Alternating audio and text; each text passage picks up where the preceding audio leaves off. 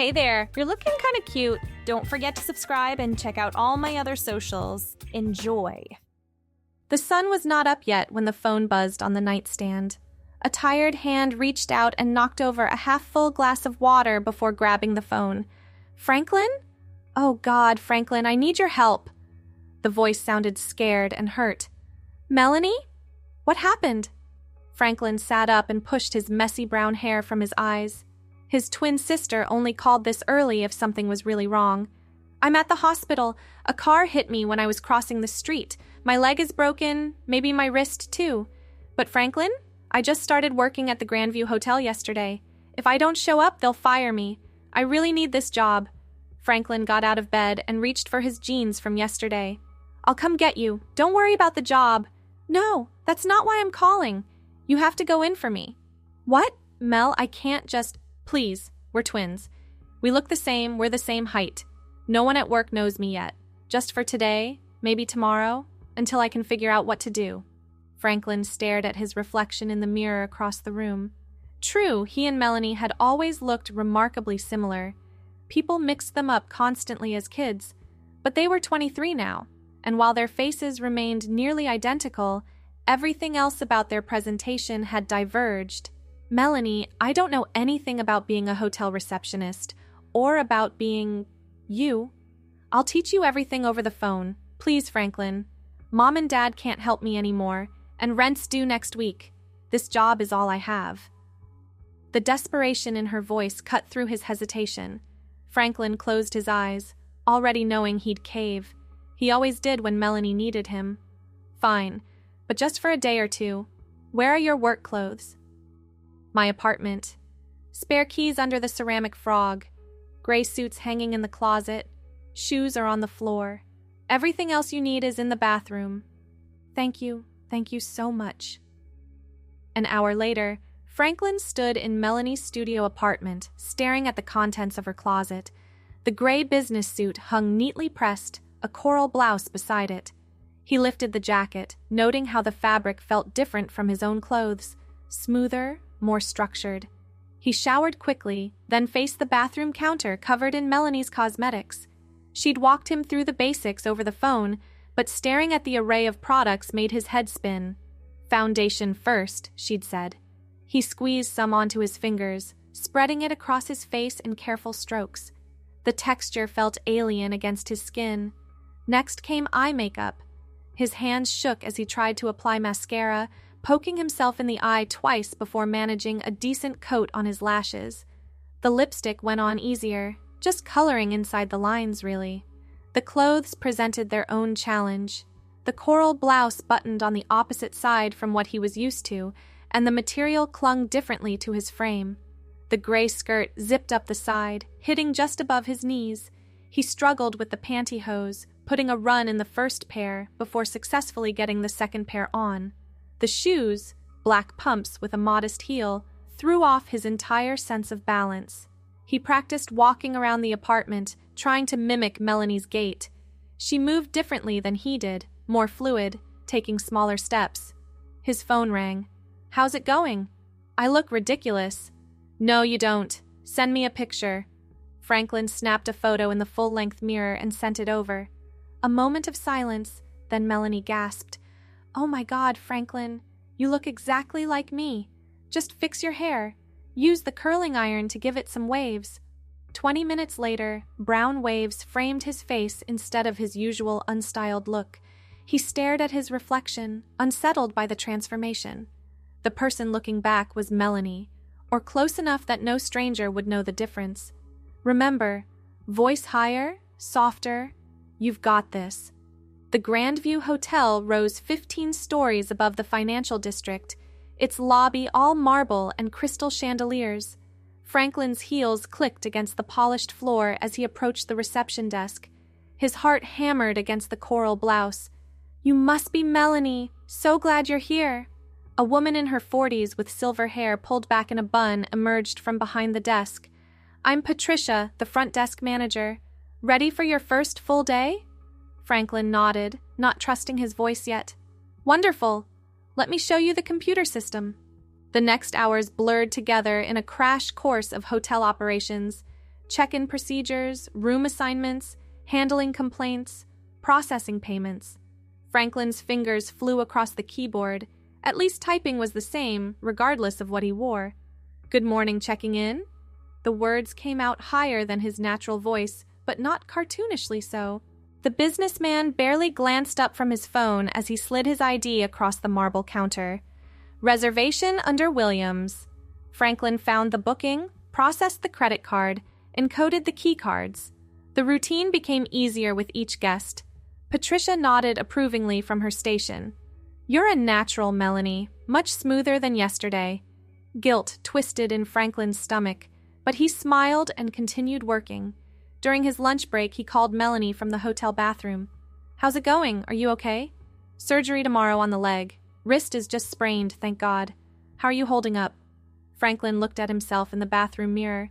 His lipstick had worn off, and he reapplied it without thinking. "It's strange, but I'm managing. I owe you so big for this. Just focus on getting better."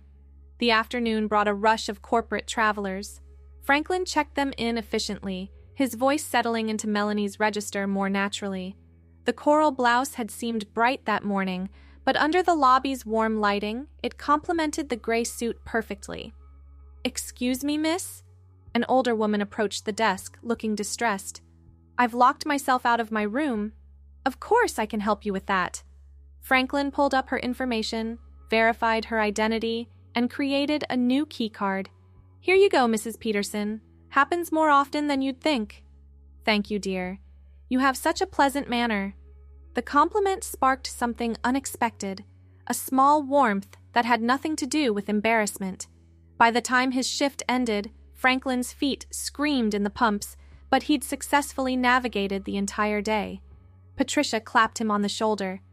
"Excellent work today, Melanie. See you tomorrow?" "Yes, absolutely."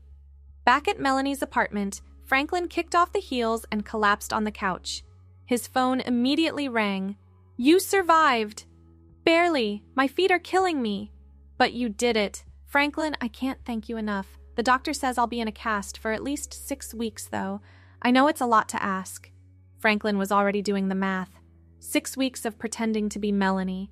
6 weeks of coral blouses and gray suits and makeup every morning. "I said I'd help you keep the job." "Are you sure? It's a huge thing to ask."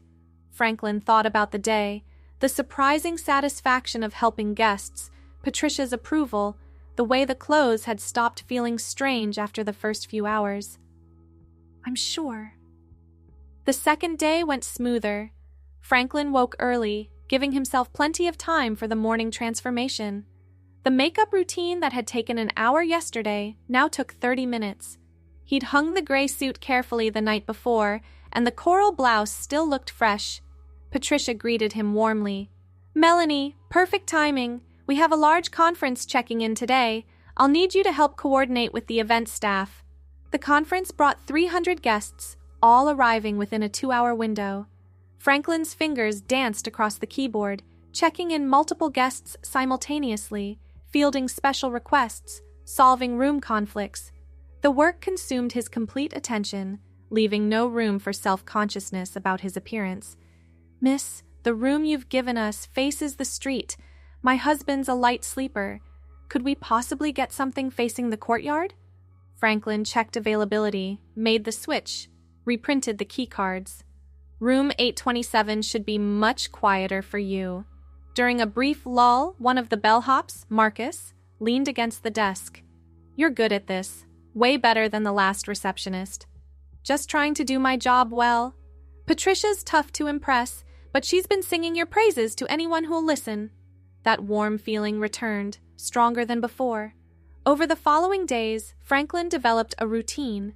Wake at 6, shower, apply makeup, getting better at the eyeliner, more confident with the lipstick shades. The coral blouse became his favorite. Its color brightened his complexion in a way that felt right.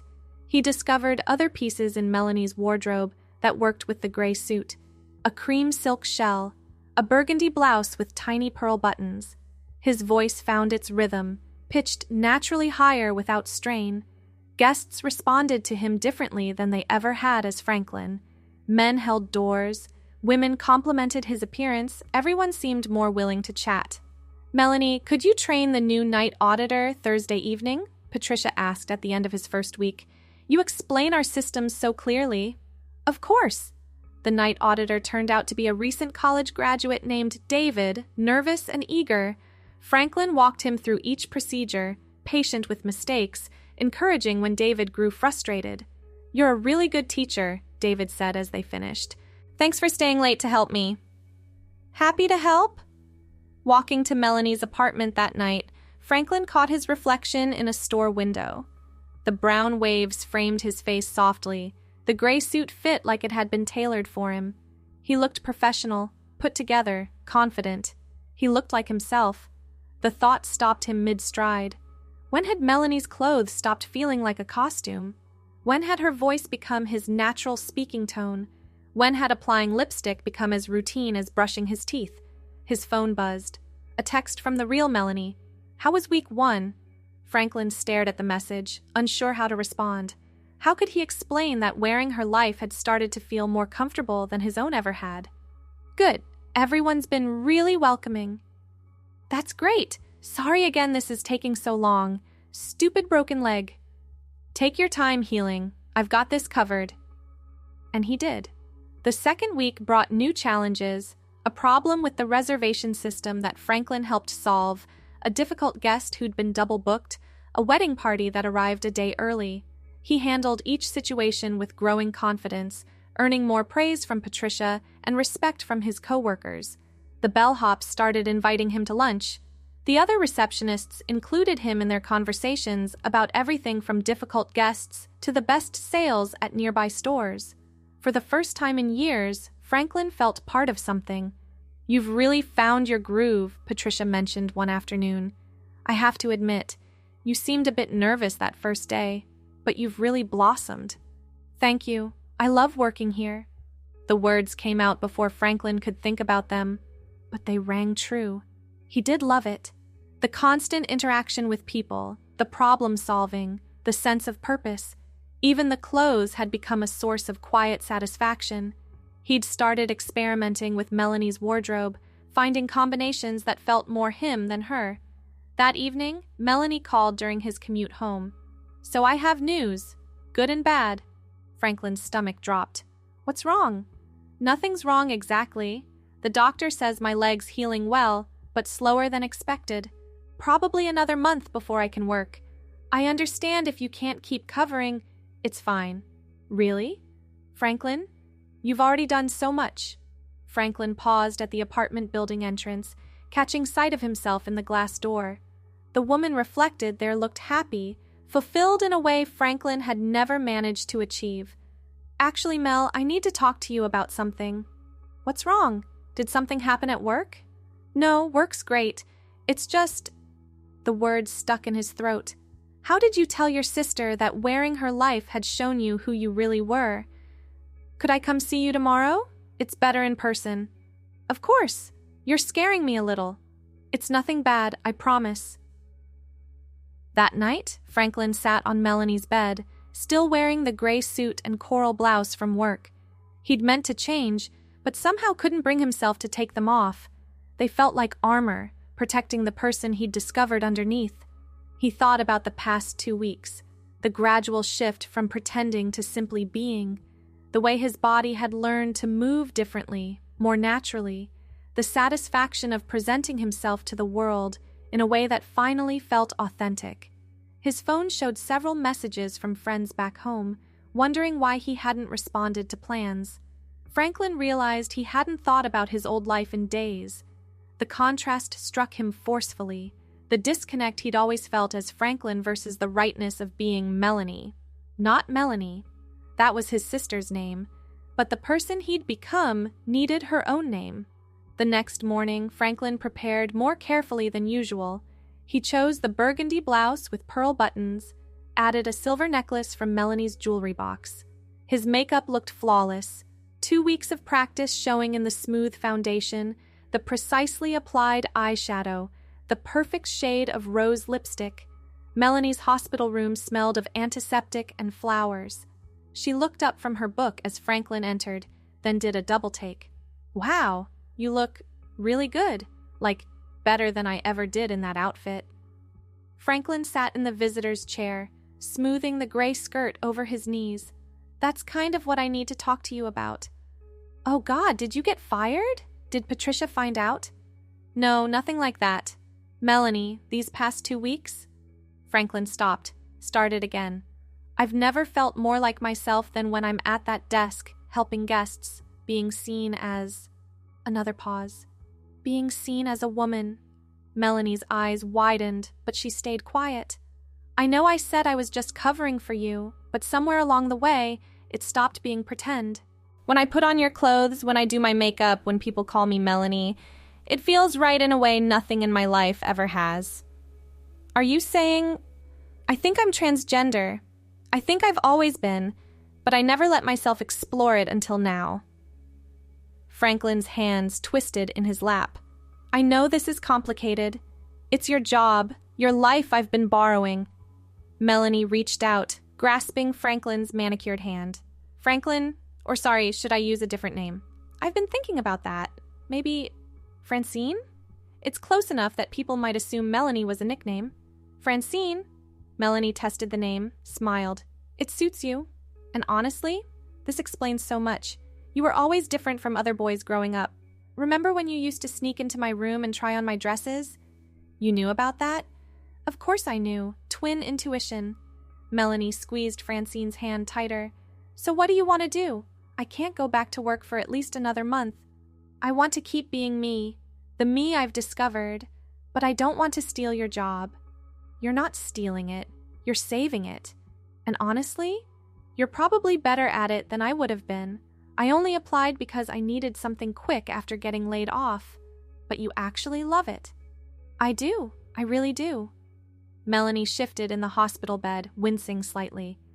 Okay, so here's what we do. You keep working as Melanie for now. When I'm healed, I'll look for something else. Maybe use this time to figure out what I actually want to do. And you can talk to Patricia about transitioning at work, using your real name. You'd do that for me? Francine, you've spent 2 weeks living my life to help me. This is the least I can do. Besides, Melanie grinned, it's kind of cool having a sister.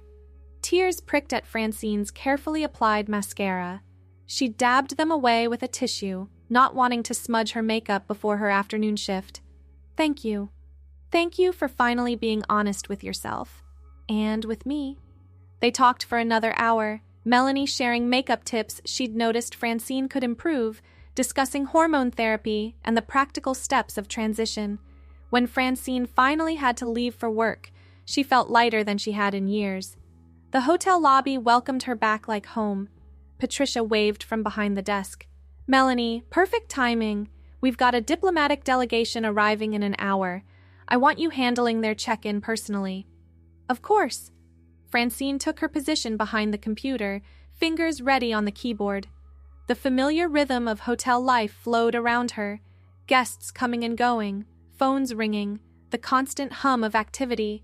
She belonged here, in her gray suit and burgundy blouse, brown waves framing her face, helping travelers find comfort in their temporary home. Excuse me, miss? A guest approached with a complicated request about changing connecting rooms for a family reunion. I'd be happy to help you with that. As she worked through the reservation system, Francine thought about the conversation she'd need to have with Patricia eventually, about hormones and legal name changes and all the complex steps ahead. But for now, she focused on the present, on being the best receptionist she could be, on living authentically for the first time in her life. The burgundy blouse caught the light as she reached for the printer, pearl buttons gleaming. Such a small thing, choosing what to wear each morning.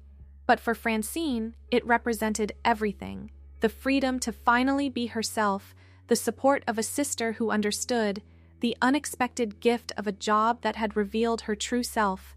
Here are your new room keys. You'll all be on the same floor now, with connecting doors between the suites. Thank you so much. You've been incredibly helpful. Another satisfied guest, another problem solved.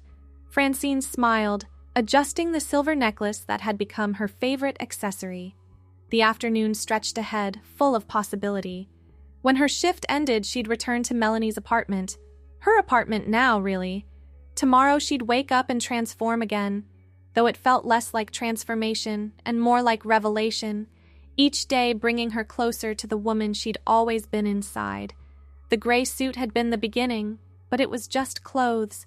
What mattered was the person wearing them, confident, capable, finally complete. Francine checked in the next guest with practiced ease, her voice steady and sure. No longer an imitation, but her own true sound. The hotel lobby buzzed with life, and she was exactly where she belonged.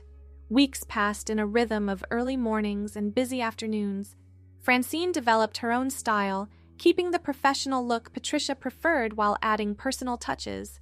A silk scarf here, a different jewelry piece there.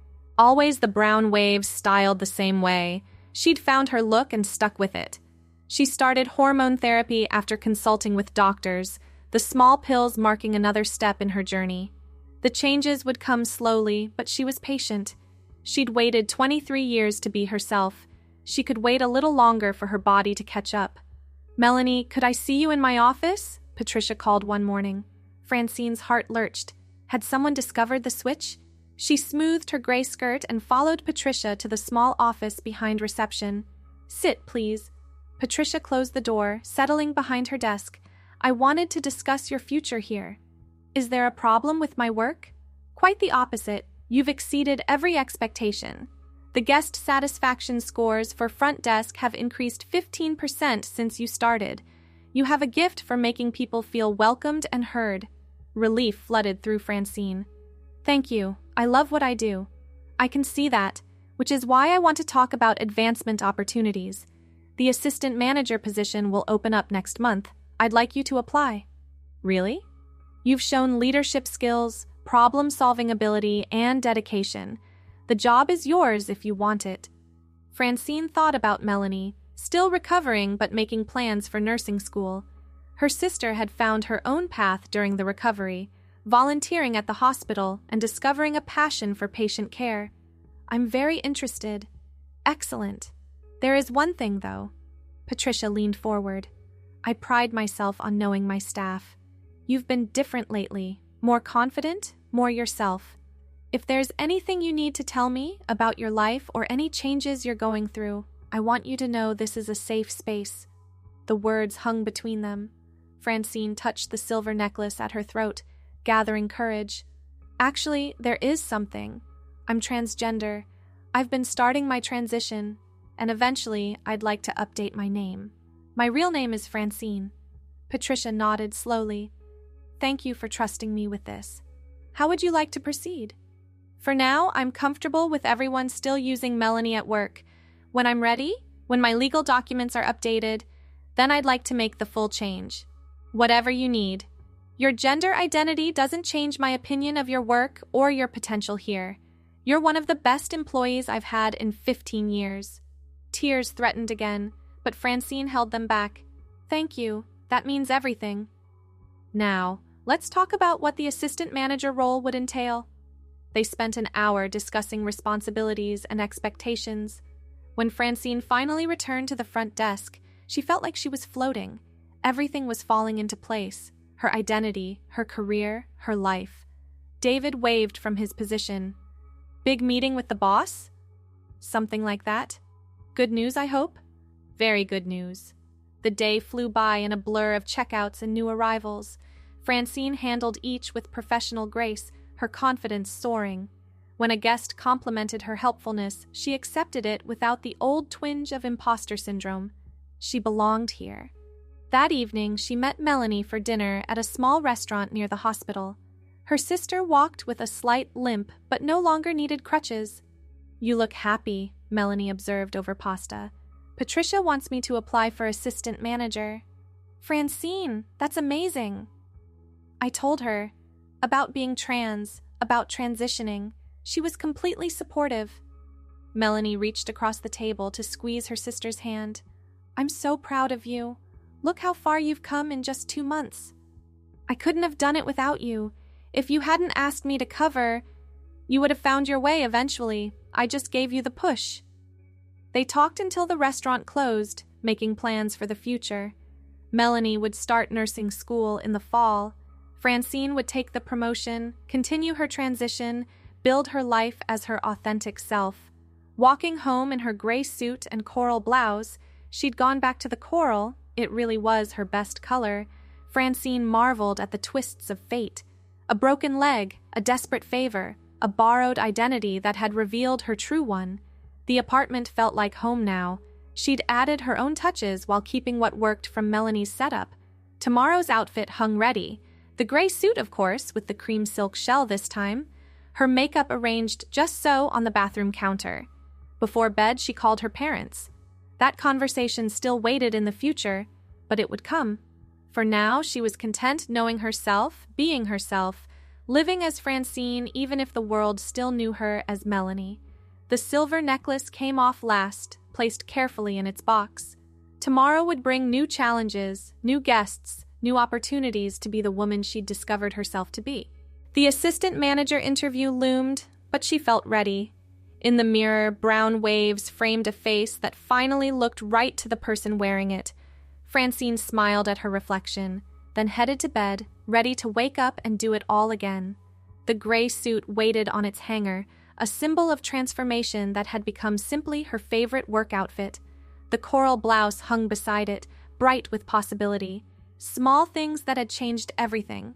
6 months later, assistant manager Francine Chen stood in the hotel lobby, directing staff through the busy holiday season. Her name tag bore her chosen name now, the legal transition complete. The same gray suit fit her changing body perfectly, tailored to her new measurements. "Francine, we need you at the front desk," Patricia called. "VIP guest with a special request." She clicked across the marble floor in her black pumps, movement natural and assured. The guest turned out to be a transgender teenager and her parents, in town for a medical consultation. The parents looked overwhelmed, the teen anxious. "Welcome to the Grand View. I'm Francine, the assistant manager. How can I make your stay more comfortable?" As she worked with the family, finding them a suite that would give them privacy and comfort, Francine caught the teenager's eye. A moment of recognition passed between them. Understanding, solidarity, hope. "Thank you," the mother said, after Francine had personally escorted them to their room. "You've been so kind." "It's my pleasure. If you need anything at all during your stay, please ask for me personally." Back in the lobby, Patricia smiled. "You have a gift for making people feel safe." "I remember what it's like to feel uncertain." The coral blouse caught the light as Francine returned to her duties. She thought of that first terrifying day, struggling with makeup and heels, pretending to be someone else. Now she walked through the hotel with confidence, mentoring new staff, solving problems, being herself. Her phone buzzed. A photo from Melanie in her nursing scrubs, tired but glowing after her first solo shift. "Proud of you, sis," Francine texted back. The hotel hummed with its usual energy. Francine moved through it all in her gray suit, brown waves perfectly styled, makeup flawless but natural. Not playing a part anymore, just living her life. A bellhop approached with a question about a luggage mix-up. A regular guest stopped to congratulate her on the promotion. The afternoon reservation rush began, and Francine dove in to help, fingers flying across the keyboard. This was her world now, service and leadership, challenge and satisfaction. The clothes that had once felt foreign now felt like a second skin. The voice that had been forced now flowed naturally. The woman she'd discovered while covering for her sister had become simply who she was. "Excuse me, Miss Chen?" A new employee looked nervous. "Could you show me the check-in process again?" "Of course. Let me walk you through it." Teaching came naturally now, patience born from remembering her own uncertain beginning. She guided the employee through each step, building confidence, sharing knowledge.